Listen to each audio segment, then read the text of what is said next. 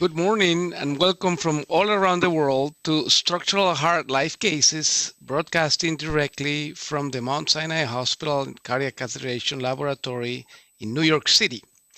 I'm Dr. Pedro Moreno. I'm a professor of medicine and your moderator today, but we have an invited moderator, Dr. Neil Pham. Dr. Pham completed his MD training as well as his internal medicine and cardiology training at the University of Toronto in Canada. And then he moved to the St. Michael Hospital where he finished his interventional cardiology training and rapidly ascended as director of the cardiac cath lab and director of interventional cardiology. His special interests are valvular heart disease, primary PCI for acute MI, and medical simulation. Coming back to our business, we'd love to hear from you, so please send us your questions through the website or through YouTube. And remember that you can view all our structural cases at the www.cclifecases.org. We have a great case for you, and now we're going to connect with Toronto, Canada, at St. Michael Hospital with Dr. Pham and the cardiac catheterization lab in our hospital. Okay, so Neil can hear us, and welcome Neil, and this is welcome from Mount Sinai, and everybody can see this is actually, I would say we have been doing structural cases for about 5.5 years, and first time we'll be doing a tricuspid valve intervention. So we have done all kinds, aortic, the mitral, TMVR, the septal ablations and so, but first time we'll be doing a tricuspid valve intervention, and knowing that is rapidly evolving, emerging, and you have excellent data with the latest publication, we'll have a lot of time to talk about. So Neil, really, we can get the slides, but let me introduce my team member here. On my left side is Dr. Keeney and Dr. who is the interventional director of structural, then Dr. Gilbert Tang, who is the surgical director of our structural heart program, then Sahil Khera is the associate director, we have the fellow Sunny Goel, and we have on the anesthesia Dr. Ranal Khan, and our echo Dr. Stem Larakis. So with the good team, we'll need a lot of advice, and more importantly, the Neil, clearly that your expertise will be needed in this particular case, and we really welcome you from Mount Sinai. If we can quickly show our slides so that we get the case presentation. So this is all our teams which have been listed here, and this is a 68-year-old male patient who presented, who had a known carcinoid disease and had the tricuspid valve replacement few years ago, and now became more symptomatic with the dyspnea, leg edema, ulcers, and so, and found the tricuspid valve both regurgitation but more stenosis, and clearly at age of 68 already, and patient also had developed now the liver cirrhosis. So adverse factors for reoperation. And therefore this patient went for heart team discussion. Others are shown here, the parameters, and more importantly echo point of view.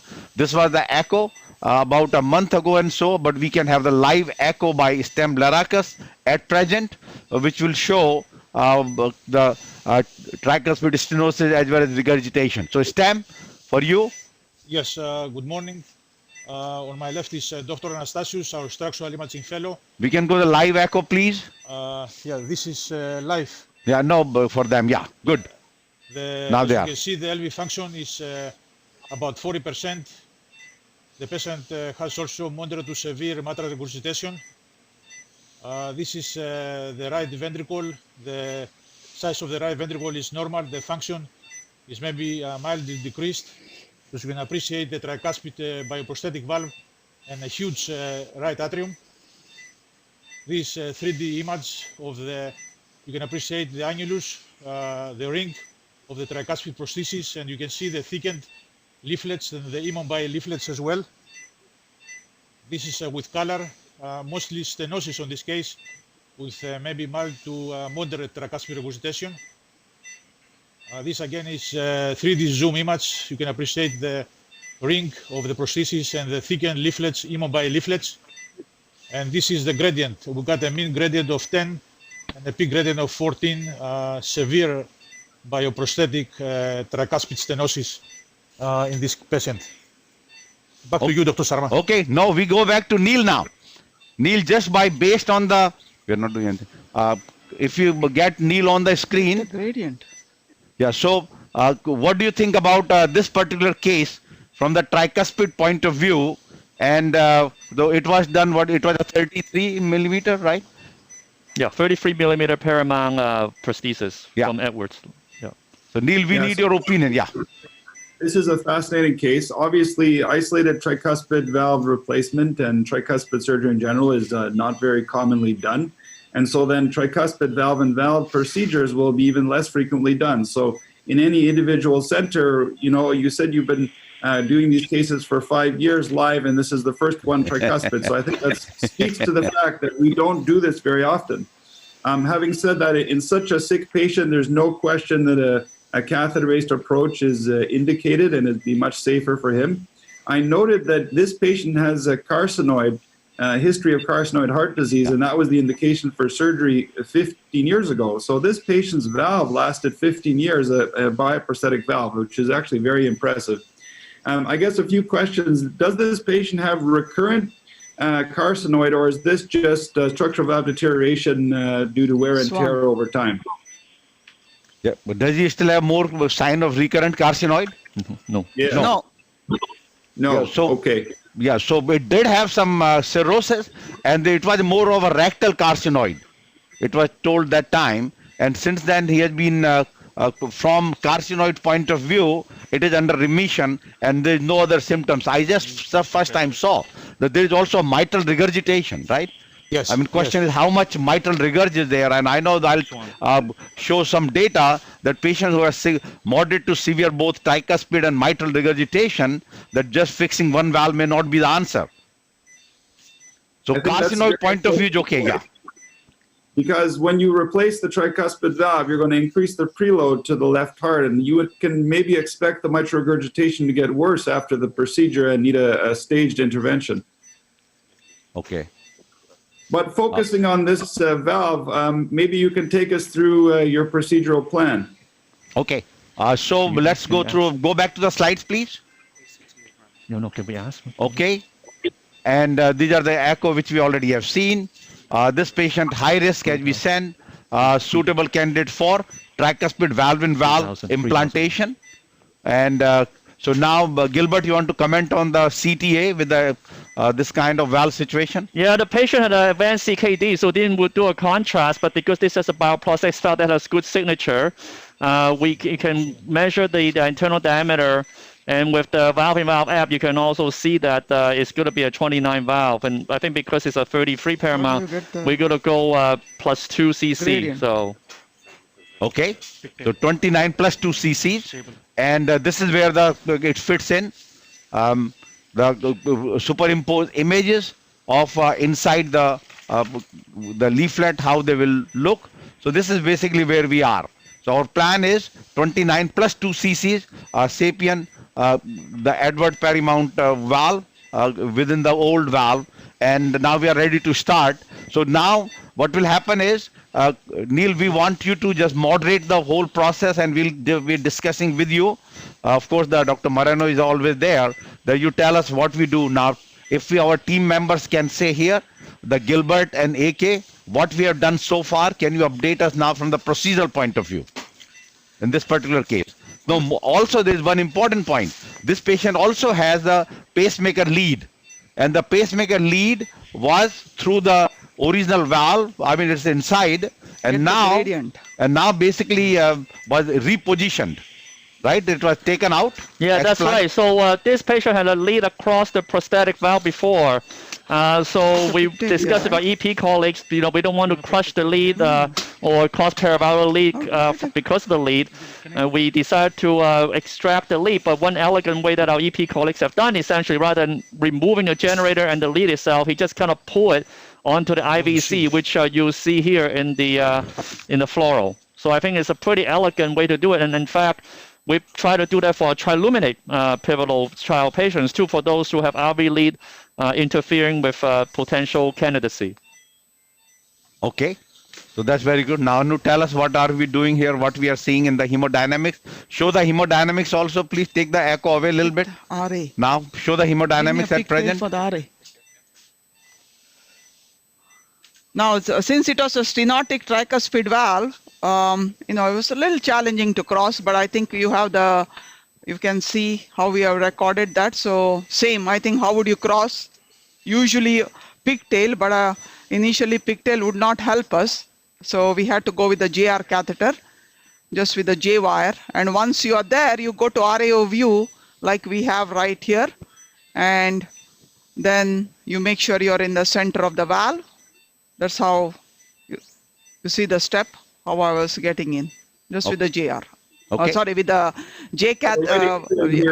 Right atrium here is very large, and support may be a bit of an issue. When I've done these cases, I've used a deflectable catheter like a Gillis or Oscor, cross with the soft J wire, put pigtail in the RV apex, and then with the support of the deflectable catheter, I can usually then pass a Safari wire without any problem.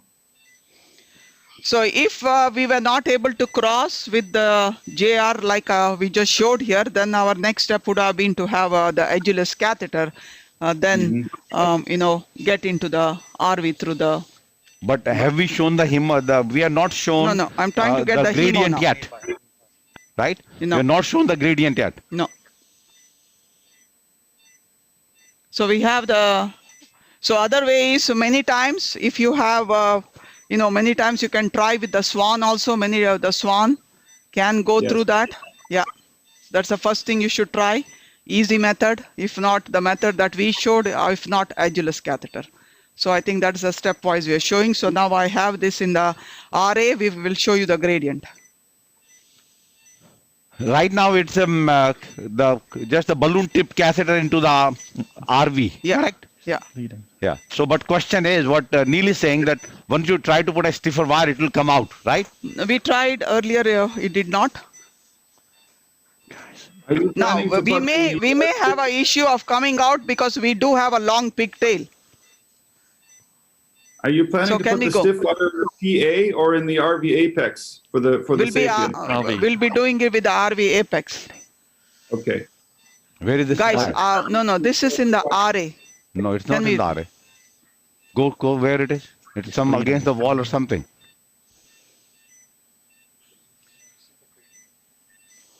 Unless it's on 200 scale? No. It is, no. But the very damp tracing. You have to make a tracing, yeah. Yeah, now it is. Now we are yes. okay. Yeah, exactly. I think the scale was different there, probably. Right. Yeah, good. Now put a little blood in the catheter so that does not have that fling. 1 second, let me flush everything. So many times when you have those special catheter flings, just don't put only saline, either dye or little blood. Let's see both. We have 0 everything.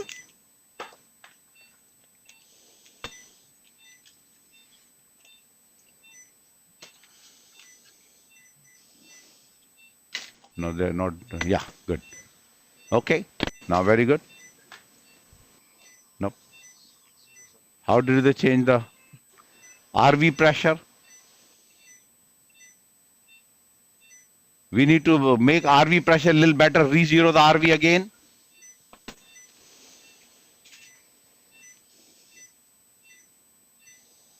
It was there earlier, good.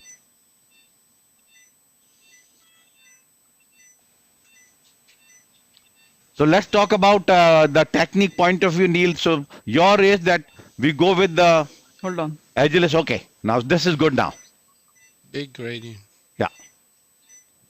Okay. So now let's go. Our goal is here to get confida wire into the RV.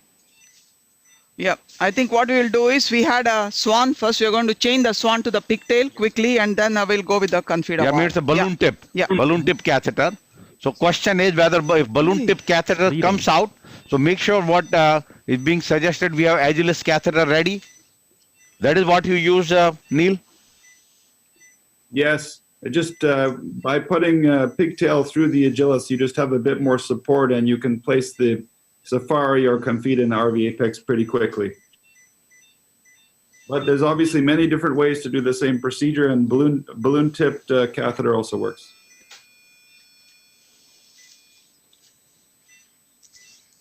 No, it is definitely not working. So this patient is not pacemaker dependent, it looks like. Huh? No. But we're not going to jail the lead anyway, so that's good. Yeah, because that explant has been done. And I know that question always comes that you have a pacemaker wire, what do you do, right? The question is if it is a native, Here does a pigtail. there are the data about, but if you have the pacemaker within the prior surgical valve, Wire.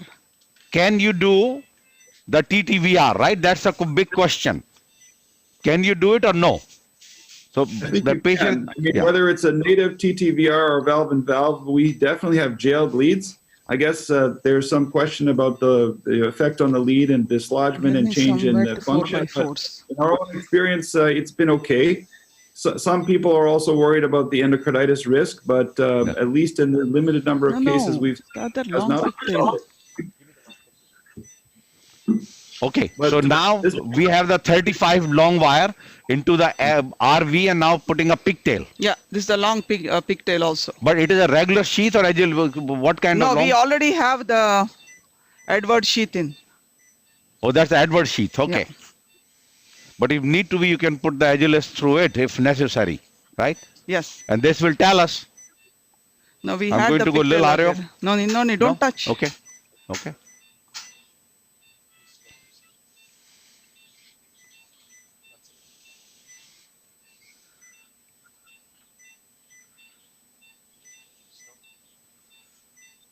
There's something you need to see the outside of the. No need. I'm moving a little bit. No need, don't touch it.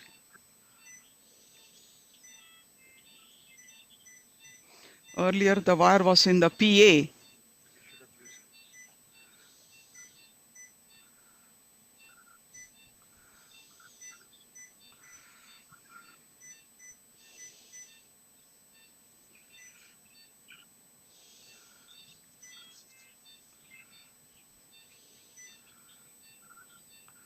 Question is, would this be enough for the... Okay. Now we are okay. All right. So now the pigtail has been entered. So get better position. So initially when we had the wire across, actually it went into the PA. I think if it's in the PA also, it's easier to rail the catheters. So now we will go, right, with the Confida. So you see the pigtail is nicely curled in the apex of the RV. Yeah.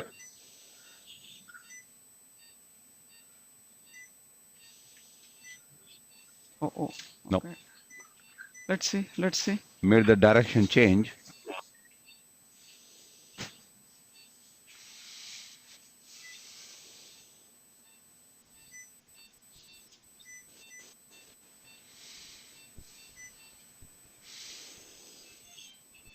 No, but this. ACT is okay? Good. But wire is very tented up. Is that all right to bring the device? Should we take a look on echo as well, or? No, I'm talking about not in the RA. I'm talking about the loop in the RA kind of. Yeah, we can look at the echo and they see it at the apex as well. No, he's saying RUV in the apex. Hey, it seems that there will be more coaxiality from the IJ, but they're always doing from the femoral. Neil? Yeah. I think this is a good discussion point. I mean, you're going to be more coaxial coming from the femoral than the jugular, but you can do it both ways. I think for patient comfort, usually femoral is preferred. The question is this wire stiff enough to support the SAPIEN as a rail? Because the right atrium is huge, and as we see, there's a big loop. So I just wonder if we pull on the wire slowly, whether it can become a bit more coaxial. Are we in the apex? Can we show it on the LV? I mean, echo. Looks that you are in the middle of the ventricle of the RV. Now, since you have the wire and the pigtail catheter, can you take away the loop? If you try to No, I gentle will take pull. away the loop as long as I know we are in the apex.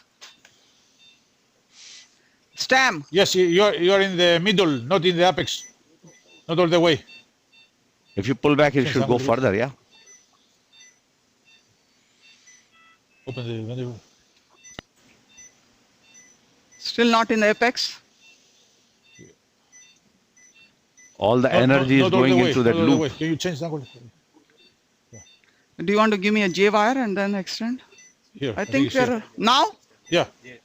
Yes, that's you are here. So Okay. you are almost in the apex. I have the pointer.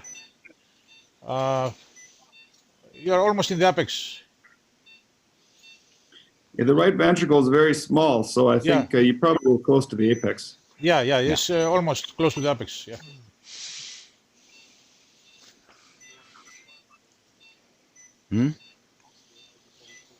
Yeah. Or other question is, can you use another stiffer wire, something different? Correct. Yeah. Or Because right now there is a big loop in the Yep. the LA. I think the other suggestion is to have the pigtail face of the wire facing the opposite direction, so that the wire is more central in the valve, and you're not having this superior to inferior or anterior to posterior trajectory, which may be tough. Okay, then how do we do that? Well, it just when you're doing the wire exchange with, rotate the pigtail so that the loop of the pigtail is pointing down. I see. Yeah. Get me a J wire. Forget this. This is wrong wire we are using. Okay. Plus, I think this is not a Now, good pigtail, right? Yeah. No. Is that That's the a- long pigtail? Almost. Yeah, No, so the other other one? question is that, can the Lenderquist work in this situation or no? Here, Or will here, it be too stiff? I think that it can. It's obviously small and works very well, both for native TTVR and valve Yes, and valve. Safari? No. But I guess the other option Dr. Keeney mentioned is to put the wire in the PA, and then That's you'll what I have have much in the closer PA. to- Yeah, That's PA or RA? I'm in the PA. Yeah, PA. Yes. Okay, take it out. Yeah. But only question is the loop of the RA has not been taken care yet. Don't worry about the loop now. No, but it will be very important when you're putting your valve. Let's go to with this pigtail. Remember, this pigtail is soft tip. Hopefully we'll get into the apex with the regular pigtail. So we're just going to use a regular pigtail. The tip is stiffer. And he's saying that make a pigtail point down. So it will take Yes, away I the don't know. direction. Yeah. Yeah. Now, any considerations for a body wire as well, or never used, Neil? Well, I guess body wire would be useful if there was tortuosity, but I don't see that. Mm-hmm. I guess, Safari may be a bit stiffer than Confida. You might consider that. Where's Safari? Here. It'll come out, I think. Sure. First time we had it. That sounds.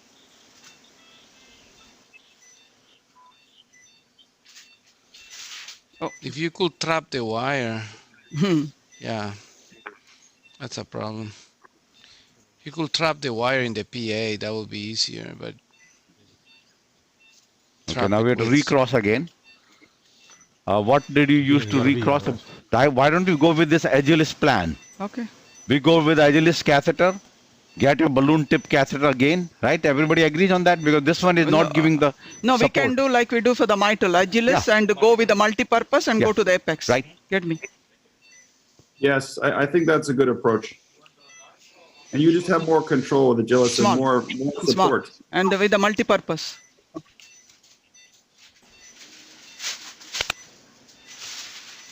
Yeah, because every time we kept seeing the loop in the atrium. Yeah, okay. And multi-purpose? Yeah. Here. near the apex. You know, the other consideration for these tricuspid procedures is the relationship of the IVC to the tricuspid annulus, how far it is, and what is the offset angle, which I guess we could look at from CT. This is also relevant when we're doing tricuspid clip and TTVR. It may make it a little bit more challenging. I suspect in this case there is that relationship which may be a bit more challenging. So having a stiffer wire will help to overcome that. Okay.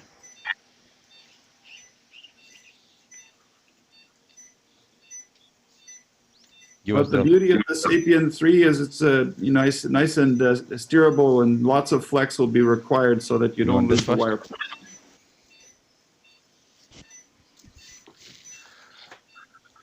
Okay. So we are going with the. Planning to do a rapid pacing for valve deployment, or just going to do slow inflation? Slow inflation. Yeah. I don't think rapid pacing necessary for tricuspid. It's not working. It's the wrong edge. Do you want other one? Oh, this is okay, right? No. So these agilis comes in various angles, right? Yeah, this is a small angle. Do you want a large angle? Take the full dilator out. Okay, see now. A small or medium would be fine. Oh, Yeah. Yeah, this is Okay. good. Yeah, this is good. Okay. Okay, go, advance. Yeah. Okay. So we go back to the drawing board again now. We are putting the agilis sheath, and then we use a multi-purpose. What happened? It's a 38 wire. Yeah. No, it's not. You want to You go want a with different thing?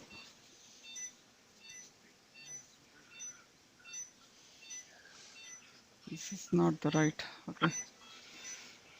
Yeah, Agilis goes over 032 wire, not 035. So Yeah, you it's may not have to going use the wire easily. that Yeah, comes with the with wire that comes with the. Yeah, exactly. Yeah. Yeah. Yeah. Yeah, this is the one. Give it to me. Yeah, you can just go directly. It's not put in the water. Where is the?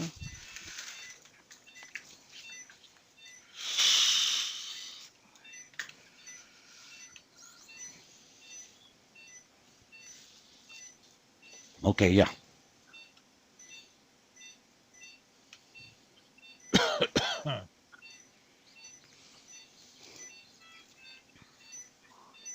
Good. So right now you have 2 wires. Get me 4x4 sweat. Can we take this other one out? Yeah. Keep this wire. Okay. Hold Go. it. Yeah.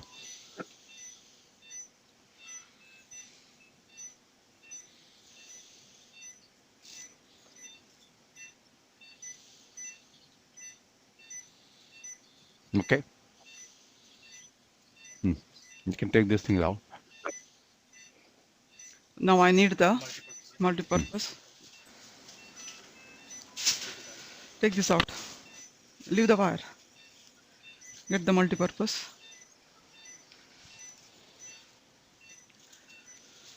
Okay. So we took the dilator out. We have the 32 wire. We are going with the multi-purpose. Yeah. This is how we normally would do if we are doing for the mitral. After we do the transeptal. Good. Okay, good. So mitral and tricuspid, anatomy-wise and devices-wise, you have to have same strategy. You got to tell us on the echo what you're seeing. What? Very nice. Yeah, this is it. No more loop. Yeah. No, but the loop will come back when we get the wire there. Good. Okay. Safari. No. Yeah, We safari. have to get the pigtail, the loop we want. Yeah. Then only we go to a stiffer wire. Okay. 035 260, huh? Right now. Yeah, yes. Yep. So let us see whether we'll get to the apex. Nice. Okay. It's getting stuck in something. But this is apex. You think so? The guy is not telling us. Yeah. Yeah, that's fine. Are we in the apex there? Looks like no. it. Saying No. no. Apex. No. Okay, get us the That pigtail. looks like the apex to me. I think if you go with pigtail, you'll be able to get to apex. Yeah. Get the pigtail, Some ectopy. regular pigtail, not the Yeah, I think you take regular 6 French pigtail, it's a bit Yeah. stiffer and you can maneuver. stiffer. Yeah. Yeah. The long pigtail soft, and that's where I think we were struggling to get it to the apex. Yes. But this trajectory already looks much better. Good. Go. Now This? the LAO projection for a second can tell us where the wire is, huh? See this little bit here. Yeah, the loop is coming back. Hmm. We may need to put flex on the agilis. We have the Where's the- flex, but it's getting. Yeah. More flex. Yeah, good. That's better.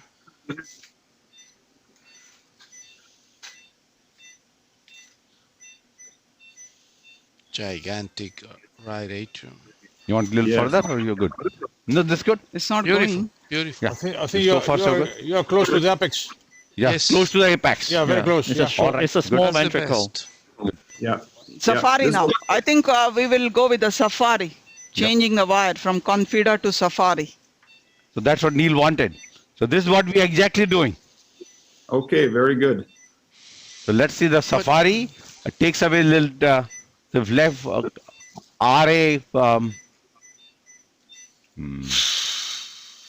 Now, how do we take away that loop of the RA still pull, right?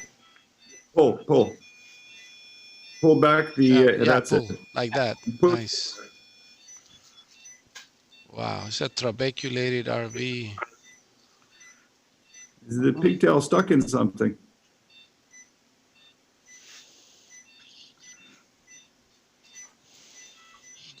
You Maybe wanna- pull on the pigtail a little bit.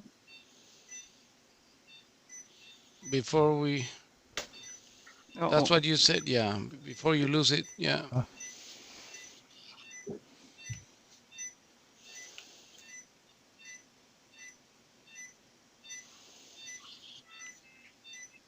you know what? Let's see if the Maybe pigtail you can will go even by itself. cross. Yeah, maybe you can even It's cross. possible. Pigtail. Yeah, yeah. No, Safari will not cross.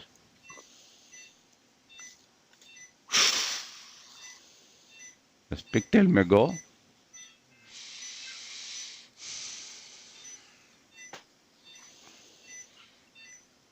That's a 6 French pigtail or a 5 Yeah. French? Five. Yeah. We have to start carrying some 6 French pigtails. We don't have Yeah. more, yeah. Nice cross, Skinny. Here we go. Now just push the Safari. Push it fast. Yeah. Good. Nice. We were same place like before. No. Now All right, better. here you go. Here you go. This Looks is better. better. See the RV. Good. Marco, can you see the RV? I'll leave Yeah. there to see the go a little bit So deeper. far, okay. Okay, now I'm taking everything out. Yeah. I'm going to undo the agilis. Don't, we take it together. Why not one by one? It doesn't make No, sense. that will be easier. No. One by one, undo the agilis, and then we take the agilis out. Right now, the pigtail is out. Good. I'll hold it. Go. Agilis.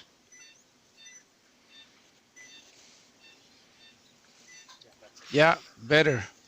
You see this much nicer trajectory now. Yeah, try to keep Okay. it off the The- loop. Yeah. Yep. And The loop valve is not- ready.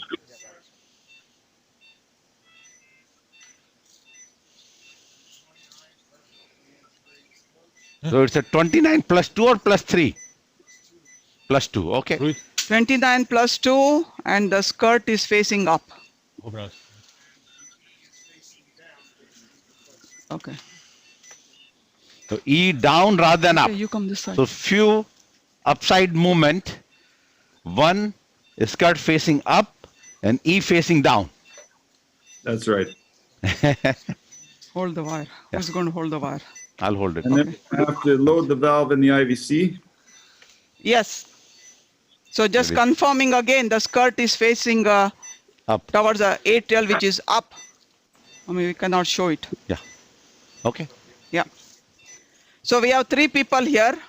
We have Sahil Kera, he's the first operator. I'm in the second position, And Dr. Sharma is holding the wire. So the E is facing down, slow, is going very slow.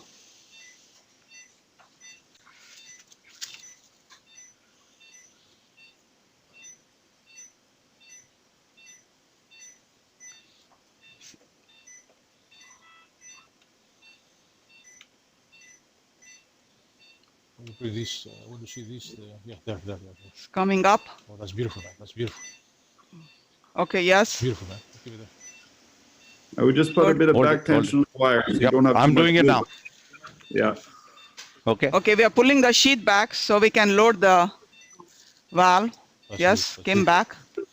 That's great. Man. That's Sometimes you're going a little bit inside. You see that? I'm advancing.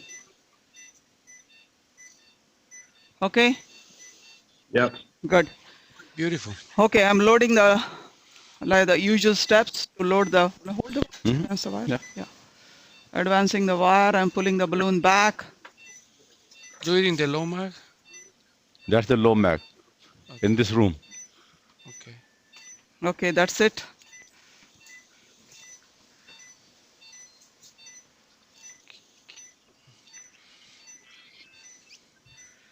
And the key will be the loop, huh? Good. Yeah, good. Okay, now let's see.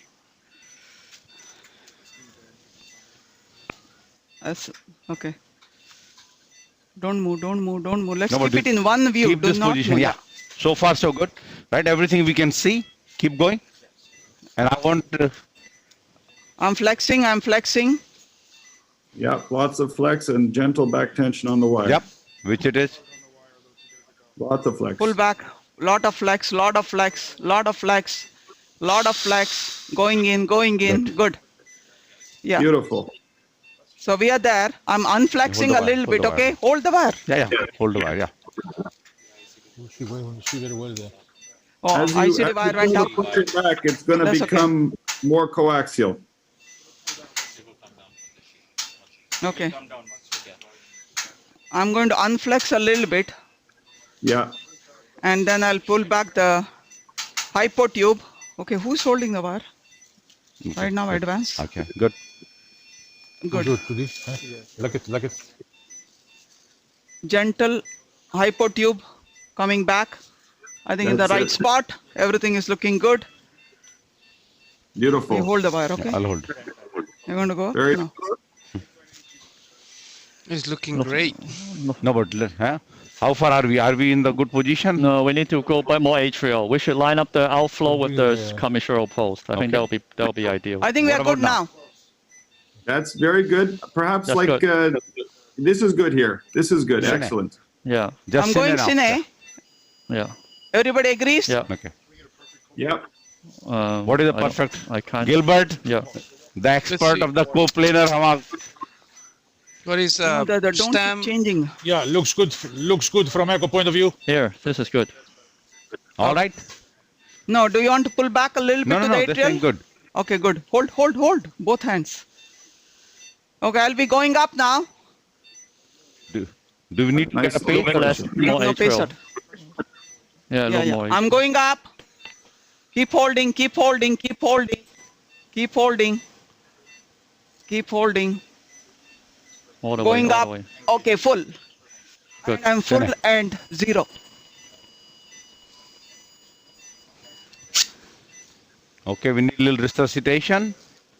You can see. No, pressure is okay. Okay, pressure is good? good. Yeah, 107. Blood pressure is 107. Very nice deployment. You see. Can we go to Okay, 0? coming out. 0 degrees. Yeah. Stam looks okay. We're coming out. Yes. You see. Good. Yeah. Okay. And hold on. Do you think catheter went down? Unflex. Okay, lead is down. We didn't pay attention. Yeah, we Unflex, undid yeah. it. Unflex completely and come down.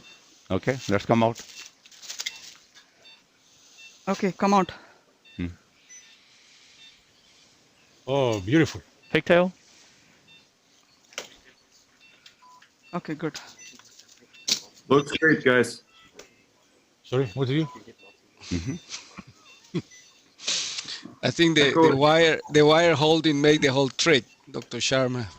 Well, I mean, that's what, remember that all the steps, what Neil pointed out, those made it here. Now we do about in last few years we have done 1 or 2 TTVR, right? Per year about maybe 2 maximum. Yeah. We do about 2 a year. Yeah. It's okay there? Go. Especially So the we're Yeah, going with the. we don't do any more than that at St. Mike's, maximum 2 a year. So when we do them, it's sometimes some challenges like this case, but you overcame it beautifully. And I think all the steps you did led to very coaxial deployment. Let's have a jade exchange that pigtail because he will be. The nice thing about tricuspid valve and valve is you don't have to worry about obstruction. You don't have to worry about PVL. It's well-tolerated procedure.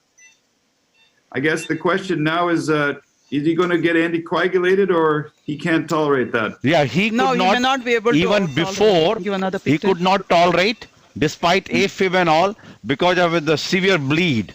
So he had not been on any anticoagulation. One, of course, he has cirrhosis, but more importantly, that he could not tolerate anticoagulation. So he has not been on any anticoagulation. Bleed, multiple episodes of bleed, and so decision was made few years ago, no anticoagulation. Mm-hmm. So question is, otherwise routinely you will do anticoagulation, right? Yeah, we would. In someone who's really at high bleeding risk, we've had some good success using DOACs like apixaban. Maybe that could be considered at low dose because you want this valve to last as long as possible. The nice thing for him, though, is you put a big valve. So if this one fails in a few years, he could have another valve in valve. The orifice area is huge. Now let's say echo point of view, how things are. Yeah, very good. We can show the main echo. Put an echo on the main screen, please. Mean gradient of 2, no PVL, no TR. Wow. It bleeds. That's how it looks. Bleeds two sheets. You're putting a side by side? Yeah, I want to go into the atrium to get the final measurement. Okay. So what are the reported complications of this procedure, if there are any? Valve embolization, Yeah. Now let's Into hear the from. ventricle or outside? Yeah. Yeah, both of them. both. Could be either. If you're not And the- holding it at the right. No, but as the pointed out also is the valve thrombosis also, Yeah. right? Neil, and of No, course we are talking endocarditis, paravalvular leak, and all No. those things. But Acute. those are the worrisome. Acutely. So the plan is that. The main risk is embolism, and then down the line, thrombosis, endocarditis. But I think for this patient, I know he's a bleeder, but are you going to give him anything? Maybe even aspirin? I mean, I think if we decide, maybe We can give a give very Plavix. small dose of NOAC. Huh? I think You want probably NOAC? Eliquis 2.5 even once a day. Yes. Maybe. I think that would be the best choice, Eliquis. Do you want to, guys, redo the TR. 0? I can tell you, I know that on echo they say no gradient, but there is some gradient right now. No, we got to redo the zeros, I think. You see the MR? Re-zero everything? So thrombosis has been reported, Neil? Yeah. Yeah, for sure. But, I think that this patient's going to have a gradient in the morning of 4 or something like that. And tricuspid stenosis and bioprosthetic valve, not the same as in a native valve. So I think he has a gradient of 4 or 5. He will feel dramatically better compared to what he just did. No fusion. I mean, that RA pressure was at least 20 when we started. RV was about 12. Yeah, here. Yeah, good. Put some blood inside there. Yeah. So there's still about 5 millimeters. HPP, Okay. Show the hemodynamics, please. What about Can you some do nitro? re-zero of the green color? Systemic pressure is good, it says. Yeah, systemic is 110. What about some nitro now? 120 by No, but green is off. 60. See that? See, was green off, is, yeah. So, One okay, second, good. yeah. Yeah, let's see how it is. Oh. You're good? Yeah, look at that. Almost nothing. Yeah, now Now actually. we- Beautiful.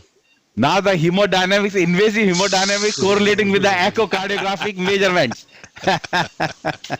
Very important. Keep flushing, re-zero. Yeah. Exchange. Yeah. Tremendous success. Yes. Now, the pulmonary hypertension is not related to this tricuspid regurgitation. It's a problem. Yeah, no, but patient, remember, has a moderate plus MR, moderate to severe MR I also. know. So that may be contributing, and that may be the next step. Now, Gilbert, what do you think about fixing the mitral valve in the future on this particular case who had moderate plus MR now? Let's see how he does at 30 days, and then we'll reassess. I think that's what we usually do. Yeah. Okay. So, Yeah. Okay. You can Because close there was only tricuspid stenosis. There was no TR.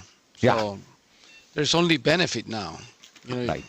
you can speculate with TR that is an escape for the RV pressure, but And the pigtail was removed after putting the wire. So, Yes. so just to say that the valve does not change, not affected.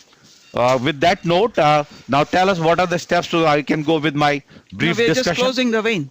So we are just closing the vein with what? They already have a figure per close. Okay. Pre-close is there, and then they have a figure of 6. So valve point of view, everybody agrees valve is working good both hemodynamically as well as echocardiographically. We have shown that.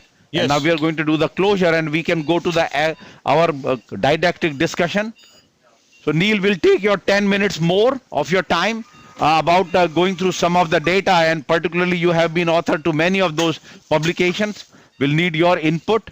And so we slides should go back now. And this is a field tricuspid we talk that will some data on the tricuspid valve intervention. So those who are well known with the tricuspid valve anatomy, all those structures are important, particularly the cooptation of the leaflets as well as the annular, because that will come into equation.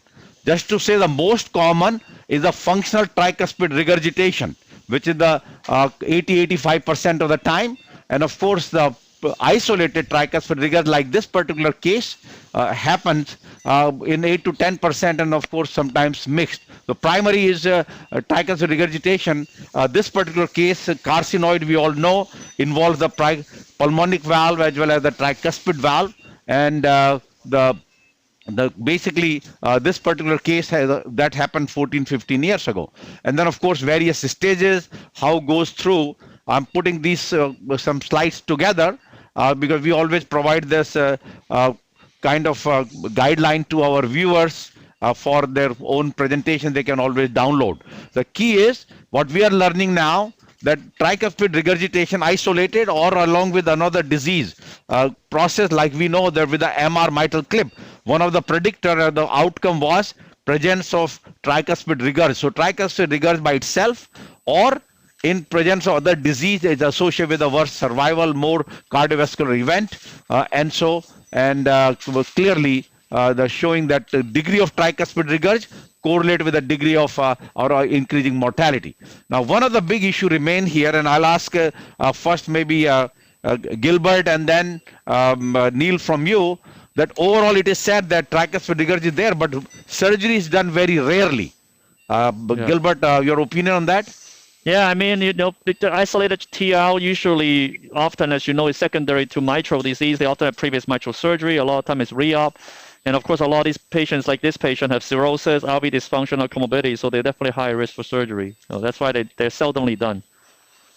Neil, at your center, now here we actually had Dr. Adams, who is the leader for the mitral, and many cases when they have concomitant tricuspid, they take care of the tricuspid valve. What about at your center, patient who's going for surgical mitral valve repair or replacement, that if even there is a moderate TR, because knowing that the TR is a problem, and maybe you get a better result if you fix the TR also. So what has been your institutional, I would say, strategy as well as your opinion? Yeah, our center is also very aggressive surgically treating TR at the time of the mitral aortic valve surgery. So, you know, we know even if there's mild TR, but if the tricuspid annulus is dilated more than 40 millimeters, then, you know, the surgical guidelines suggest you should do annuloplasty, and I think that's the right thing to do. But as Gilbert said, you know, it's a forgotten valve for a reason. So people don't always treat this valve. And then this is where the role of transcatheter intervention, whether it's repair or replacement late after left-sided valve surgery, comes into play. And I think there's a lot of patients who could benefit. Absolutely. And then, of course, the surgical techniques are there, and same thing we are trying to do. So one of the things very interesting happened is that while the tricuspid valve replacement as well as repair are increasing slightly, but the mortality of the surgical was remained same, around 8 to 9%. So that's a big issue.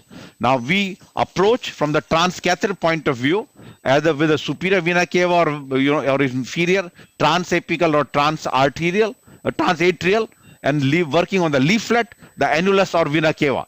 And this basically is, remember, the challenges of the transcatheter TV valve is because of the different annulus, as we said here, and of course having a large enough valve and many multiple factors, just like mitral. Like mitral itself is quite complex, so tricuspid makes it more complex at present.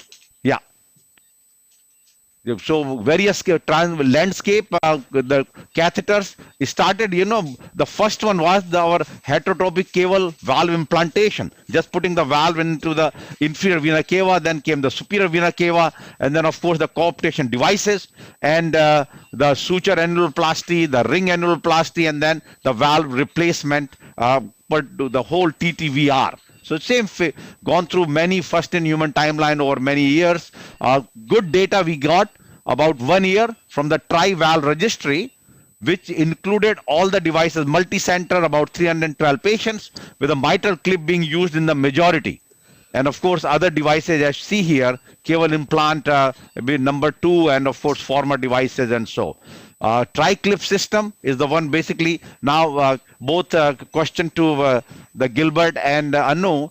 So when we use the mitral clip for the tricuspid, we have done few cases of the tricuspid clip, appropriate ones. So is the same device which we use for the mitral, or is there any changes they have made for it?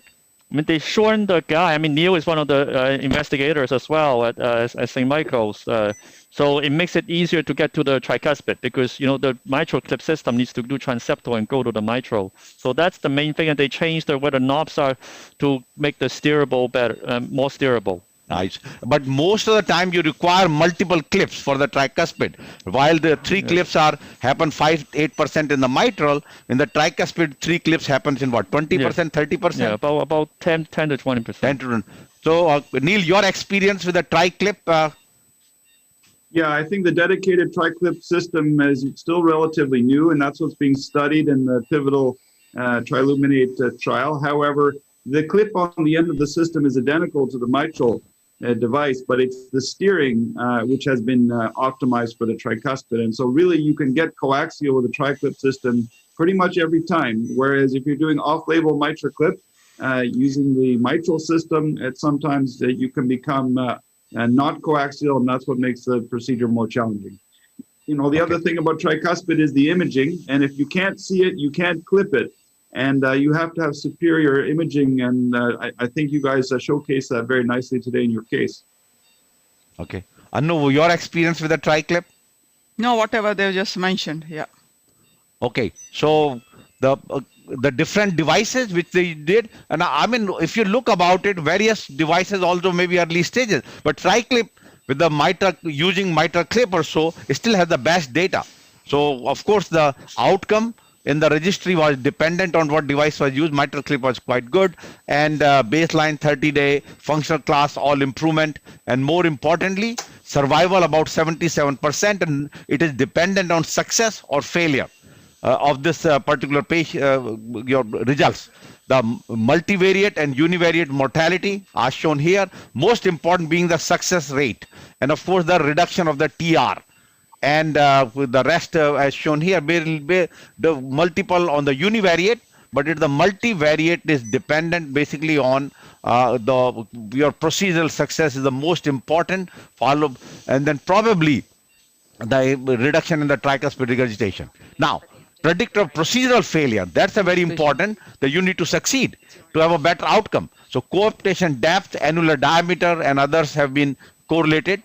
This is another study which showed from the same tri-valve that particularly if your cooptation gap is less than 7 or more than 7 has a differential outcome, particularly less than 7, and your central or anteroseptal directed jet has a very high success rate compared to any other. So I need a comment from both of you with Neil and Gilbert on this, that which case we should be deciding to use the tri-clip. Well, right now, I mean, and Neil knows the sort of triangular pivotal trial, the gap is around 7 millimeters. So if it's more than 7 millimeters, it's case by case basis, and there'll be a single arm. If it's less than 7 millimeters or less than or equal to, they might be randomized. So I think that goes with the data that you showed here. Okay. Neil? Neil, your point? This data comes from using the original NT clip, but now we actually more often use the XT clip, which has longer arms. And then really the cutoff with XT in our practice is more like 10 millimeters. If you then add on to the fact that there's going to be a tri-clip G4, which allows independent leaflet grasping and optimization, I think you can very successfully treat those patients up to 10. But as this paper showed, anteroseptal is the easiest place to place clips, usually where we go, and valve should not be too tethered. Okay, beautiful. Okay, so we actually talked about this, the outcomes. Then within there, S2H valve repair with the mitral, with the tricuspid clip, which actually showed, as I mentioned, that selectively they published the data also just with the clip. So now the grading system. Now they're saying that not all severe TR is just severe, could be severe, massive, and torrential. So do we talk about that in our reporting? Maybe ask Gilbert, Stem. Stem, do you ever report that there is a torrential TR or massive TR compared to only severe TR? Yes, because there's a new guidelines for how to measure TR. Now we use those terminology, massive and torrential, and I do that all the time, and that's very important because as we talk and the studies show that the reduction with the procedures that we do, the tri-clip is never like comes down to mild, you know, but so this mostly is to reflect the result of what we are doing. If you have torrential and come down to moderate, that's a very significant improvement. So we have to upscale the severity, so we show the result after the intervention. So I think that's one reason that they did this. Okay, so therefore question is, even if it is read as a massive or torrential TR, but the coaptation width is less than 7 or 8, whatever, you will still proceed, right? Yeah, I mean, they actually, we've screened patients where they end up getting randomized because the gap is smaller, even though they're torrential, they think they can get down to moderate or less. So that's, but that's usually how they decide. Okay, so those are the publication also, that massive torrential tricuspid regurg, although have a differential outcome, with a success versus failure, but more importantly, that success rate is good. With this new, our clip system, even with a torrential TR, we have a reasonable success and so. So then comes down to the triluminate. We were part of the original study with Gilbert Tang, the PI, and clearly data showed that many of them requiring 3 clips and so. Durable results up to 30 days and 1 year, decrease in symptoms and so, and that led to the pivotal trial. Dr. Adams, the PI with Paul Sorja, both of them, and Rebecca Hahn is from the core lab, and this is the prospective trial with both single arm as well as the randomization. So Gilbert, you want to just make 1 minute comment on your triluminate pivotal study, which you are heading it, and the patients are being enrolled for where we are in terms of overall enrollment. Yeah, I mean, Neil is part of the trial as well. I mean, we were enrolling quite well. I mean, we mostly want to randomize the patients because that's the kind of the design of trial. And then we also have some single arm as well, but the trial is going well. We screen every patient here. I think the most common issue, and Neil can attest to that too, is the patient presence of RV lead. If they have an RV lead, it's very challenging to try to get them into the trial because they either interact with the leaflet and cause tethering or in the way of the clip. Okay. Okay, it's very true. good. I mean, the goal of this study is this is the first interventional trial for TR, and we would like to see not only procedural success, but maybe some improvement in clinical outcome when compared to just medical therapy. Okay.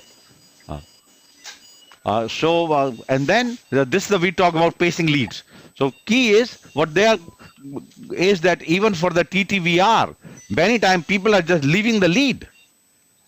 In this particular case, we reposition the lead with the EP. Come here. Yeah. So what do we do now? Because the data show that maybe you can just leave the lead. So what is the latest statement on that?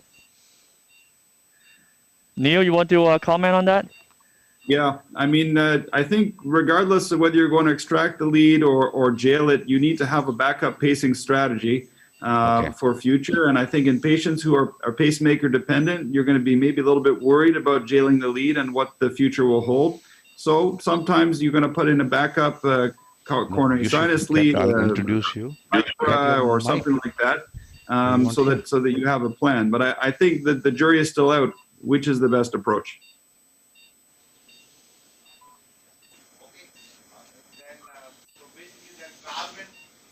The outcomes which we talked about, valve in valve, here base, whether it's a ring or so, various events do occur in these patients. And that Pedro, you ask about they require reintervention because of stenosis, regurgitation, paravalvular leak, endocarditis, valve thrombosis, and of course other concomitant disease and endocarditis. So basically this is a changing field. We'll learn more and more. Now various devices, Forma was the first one just occupying the lead area with the in the tricuspid valve system, and the good short-term data, so then about using this new valve, and this is Neil, we want to hear from you. Evoke system just published last month about this transcatheter TMVR system. Tell us a little more on this. Yeah, so this Evoke system was first designed for the mitral valve, and then together with Edwards, we did the first demand on the tricuspid. I think this valve has a lot of promise. It now has 3 sizes up to 52 millimeters. And really, it's got an anchoring system which is based on the leaflets, and then it's a self-expanding valve. It's built to then have the option for subsequent SAPIEN valve and valve if you have SVD down the line. So I would say this procedure has a future. It's very reproducible in multiple centers. And Edwards is now involved with an EFS called TriSend in the US. And I think ultimately there's going to be pivotal trial with this against medical therapy. So the question for the future will be, are we going to be doing tricuspid leaflet repair with a clip or Pascal or something, or are we going to be doing replacement? And I think that's the question for the future. Beautiful. But our own experience with this in 25 patients compassionate use was that it was very safe. I think one of the only downsides to doing valve implantation, apart from durability, are inducing heart block. And some patients will then need a pacemaker because of the anatomy that we discussed earlier. Okay, perfect. So very nice publication, a lot of ongoing trials at present going on. So this is what my presentation point of view, the important last one is that severe MR and TR combination. So it turns out to be that doing one valve alone, which you can see, is not enough. Tri-valve, you need to take care of the both to improve their overall outcome. So the field is evolving. Low threshold, once you already decided high risk for tricuspid, that you bring those patients for the mitral valve repair also. So the Forma actually we showed already. We are going forward. Yeah. So just to sum it up. So this is actually a nice pictorial of various types of regurgitation, tricuspid, and what devices which we have at present available. It's a good way to go further and have put it in a very nice mechanistic based on the TR various devices, or clearly knowing that there's multiple of them and will take a long term to get the data. So clearly the increasing degree of TR severity associated with high long-term mortality, and of course routinely indicated surgery, but many of these patients cannot, and the intervention is done. TriClip has the most data, and the success is the most important. So correct selection of patients with a better outcome will translate into the long-term data. So I always put 3 questions. The following are the favorable factors for better procedural success of TriClip for TR management, except coaptation gap and depth. We talked about less than 7. Annual dimension, central TR jet or non-central TR jet. Clearly is the central and anteroseptal is the best. Non-central is not good. Success goes down. Then tri-valve registry data showed the following except mitral clip is the most commonly device used. Cable implants had early experience. 1 year outcomes are similar with all devices, and 1 year outcomes were dependent on procedural success. Clearly, it was a device dependent. Some of the devices had a very high short-term complications. The last one, following are the possible indications for tricuspid valve reintervention after TTVR except paravalvular leak, endocarditis, valve thrombosis, or small size TTVR. Usually the valve size is not an issue because always use a big valve in these cases. Now with that note, I actually happen to be this patient's primary cardiologist, our interventionist, Dr. Kenai, is here in the room, and we'll go back to that question that will this patient tolerate a small dose of NOAC? What do you think, Kenai?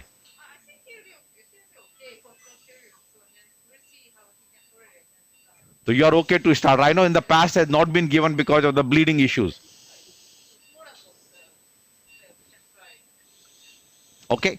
With that note, we conclude from our side, and we take the last word from Neil, and then Pedro, you conclude, and any Anu or Gilbert, anyone wants to make any further comment. This was the first tricuspid valve in our structural heart, structural live webcast. Yeah, thank you, Dr. Sharma. Before giving the word to Neil, I have a question for our friend Roberto Botello on the system, and it's about RV perforation. Is anybody want to comment on that during the procedure, Neil? I think if you use a pigtail wire like you used here and a careful technique, the risk for RV perforation is low. And I think as long as you're not pushing too hard on the nose cone against the apex, that the risk should be low.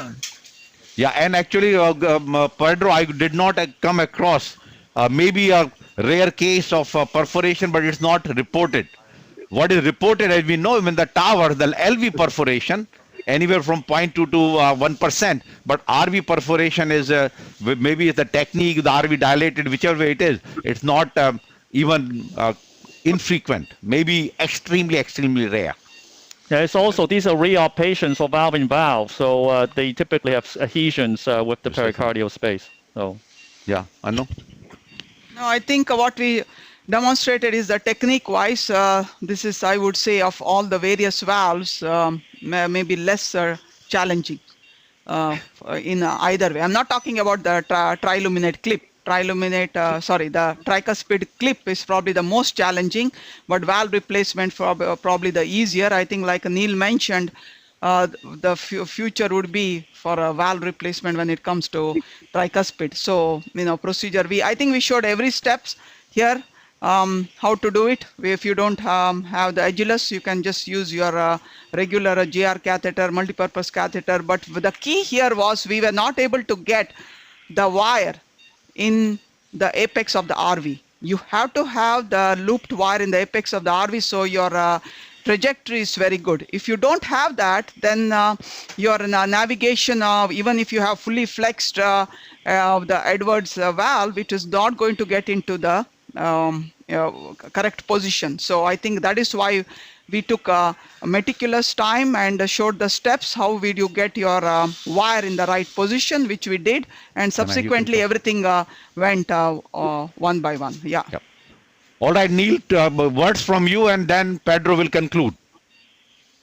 Okay, well, I think we just saw a beautiful demonstration of a transfemoral tricuspid valve and valve implantation by an expert team. I think the future for tricuspid intervention is bright, and we're going to have a toolbox. It will be repair, replacement, try to tailor the treatment for the patient's anatomy and stage of disease. And I think we can say now tricuspid valve is no longer forgotten.